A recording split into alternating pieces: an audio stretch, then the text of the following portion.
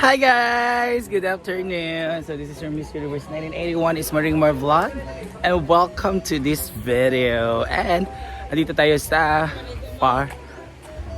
Pwede dato na taka ako sa likuan na So dito guys, mayroong mga ang ganda na dito. May mga bagong project po dito. And andito po yung na manghod, Jade? Yung na manghod? Ay, andat? Dako na lagi na. Yan. Ha! Ang ganda na dito. Oh, pak. Hindi taga assessor ka appraisal niya. Kinala di building permit kasi ma-blacklist daw. Ay na building permit kasi ma-blacklist daw. Ang Hindi na taga renewal kong natin Department of Agriculture. wala pa man ko ng agriculture no. Wala ba ang Department of Agriculture palang wala pa. Ay wala pa. Kinahanglan namatag para mag-renew may matigaan. So yun guys, Wala meron. pa na off.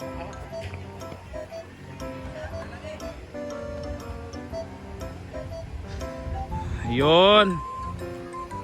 So this would be our pool guys. Oh my god. This is a 1,000 kilometers. Charot lang. Gandoos. Yun. Dapat dalawa na doon, no? Doon yun yung magiging source ng tubig natin. Pak, ala, oy. Dito kalaang na magiging ano na dito, magiging resort din talaga to na area ba kung saan ang pool. Ano yung mga gwapo nga bata sa Brazil? No, pati dito. Pak. Kaya. Fish pond. Dili to tubigan no. Try daw. Fish pond. So kailangan pagkubot nga pa man na siyang kuan. Kanang trapal. Sabaan kung na lang tayo saan magtagumpay kalaan. Ang ganda guys dito. Pwede na siya magpinigit. So this is 2 Pag dito na 2 feet ranin no. pag di ni ma-approve as pwede sa mga fish pond. Fish pond. Maganda yung Pwede karang koi jud ba ayo natong kuan. Koi na lang siya ba? Nga ba pwede bahogan feeding. And pwede siya dito kung di ma-approve guys. May mo siyang koi pond. Yung mga koi ba na mga dagko nga mga orange, mga ganun talaga. Para babahogan na dahil. Pwede mo tilapia po kay mga orange, mo dapat yung tilapia. Dapat siyang mga koi Japon. So mababaan siya dito kasi dito natambak ang mga lupa. So masisiminto to siya. So this would be the view sa ating pool. Yun yung ating suba. Yan, mawawala yan lahat. Kukunin na lahat para clear. It's clearing para yung pool natin. Pwede ka dyan muni-muni doon sa ilog. Doon tayo ano siya, meron yung mga customer niya, mga bata. Diba? So ang plano talaga niya, this is the source, no? This is the water source. And okay na siya kasi meron naman tubig natin. So dahil may tubig na tayo, dito ang magiging source dyan ng water dito sa ating pool. So this would be the pool area. So ang pool area po natin, ang mangyayari ay dalawa. This is for the adult and this is for, dito naman magbagag yan po din for the for the children. So dapat lahong pa ni siya, dapat maging ganyan. Ha? Palahom lagi. Sana itong lahom dyan kaya para magsalam-salom ba? Na ngayon, ang problema pala, wala pang agricultural churba permit. So kailangan pa ng agriculture permit dahil this is an agricultural marang property. Kailangan siya. Hindi daw, iba-blacklist daw ang Hinaguan Nature Park if hindi maka-provide ng permit from the agriculture. Parang ganun. So, okay na ba ng building permit kasi meron naman. Okay na din ang basta pinuntahan daw sila dito. Ginoo ko. Grabe ko. Sige. So meaning hindi pala siya hindi pala basta-basta na magtayo ka na ganito ganyan. What if in my property example, I know kasi public naman to kasi in my private property, example ako, kung gusto ko magpatayo ng pool sa bahay, kailangan pa ba ng building permit? Kailangan pa naman ganun? Or kung gusto ko lang magpatayo because of me want to have pool, di ba pwede naman, hindi ba kasi ito naging public lang kasi dumadating yung mga tao dito, di ba? Kaya naging public na siya. So kailangan talaga siya ng mga due process. Andiyan na natin sa mga due process. Ang gulo na ng gobyerno, ang gulo na ng mga leaders natin, Ginoo ko.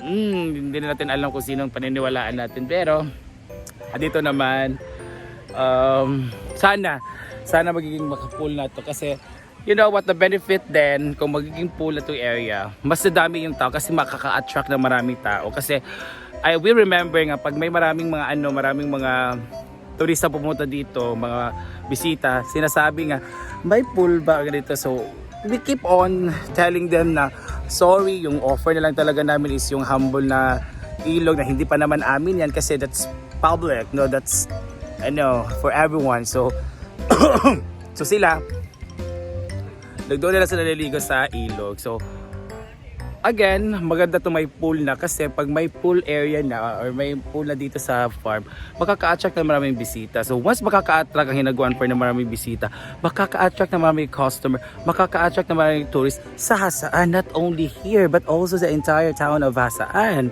Diba? Kasi kung pupunta sila dito, punta sila ng Sagpulon kasi it's nearby. Punta sila ng mga resorts dyan, meron tayong Laga, meron tayong Golden Dream, di ba?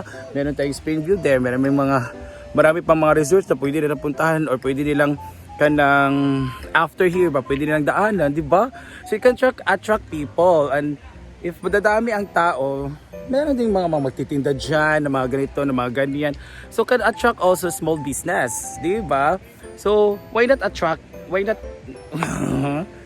kapoy po kaining kuan ang napakakapagod talaga dito sa Pinas is I know not only Pinas, siguro ba sa entire, basta ang daming permit, no? Ang dami mong kailangan puntahan, asikasuhin, ang dami mong kailangan ganitong gawin, ganito. So it's very hassle, no? So it will take time, it will take effort, it will take money. So we just keep on praying na magiging pool area na to andoon. Sana tuloy-tuloy. And hindi naman tayo magkasa water source kasi pinabungkal na, alam naman natin, pinabungkal na ni Brenda yung water natin. It's 110 feet. So ang gastos noon kasi magkano ngayon? 1,000 per foot. So 100,000 feet. Oh, kamahal ba di ana din? Wala pa i-appeal yung machine na pumping machine. Gino. Kamahal ba di sa mga tubig? Ay, ang mahal-mahal ng mga tubig dito, guys. So, kailangan talaga kasi since may water source na tayo, no, para naman mapuslan ba, no? Para makapanibangan yung water source na napakamahal-mahal para dito sa pool. And, more sa pool. Kasi, pag may pool na maganda na yung view ba, no? Marami na mag-pictorials dito, marami na maliligo, marami na maging ganito, maging ganyan. So, sana makatayo, sana bigyan ng permit kaya para naman that's a friendly competition naman din. Hindi naman siguro sa lahat ng mga customer pupunta dito, di ba? So may mga pupunta dyan at doon kasi magaganda yung mga pool nila. Dito lang kasi is to attract, to add more adventure here. So pool area is one of additional adventure dito, di ba? Kasi kapag may pool na magaganda na yung mga shoots, magaganda na yung mga picture, Instagrammable na lahat ng mga pictures. Even if Instagrammable naman lahat dito sa mga A-house dito. Pero mas maganda yung may mga add-ons, di ba? Maganda dito sa mga add-ons dito. So I hope and praying na sana mabigyan ng permit, sana makapagtayo para naman go and okay na lahat, di ba? Sa president may mga bata na nag-ano sila o mga billiards. Itong basketball naman, Brenda decided na walain yan kasi pumupunta dito mga taga so parang mamamatay din ng mga damo ba dahil piniplay nila ba, nilalaroan nila dyan, so naapakapakan, so namamatay siya. So I hope na ma-understand nila. Kaya binala yung itong basketball. So instead of basketball court, nagiging pool area na siya. So sana guys, sana nga maganda. Sana magkaroon ng pool kasi mas maganda, more views, no, more magagandang spot itong water source. So dito naman, Ginoo ko. Ayan. Dito di ba? No, maganda naman dito sa kuan, may mga cottages na dito, So pwede naman dito, pero mas maganda talaga may pool kasi add-ons ba. Dali na ito maligo. Pwede na maligo by layer. There.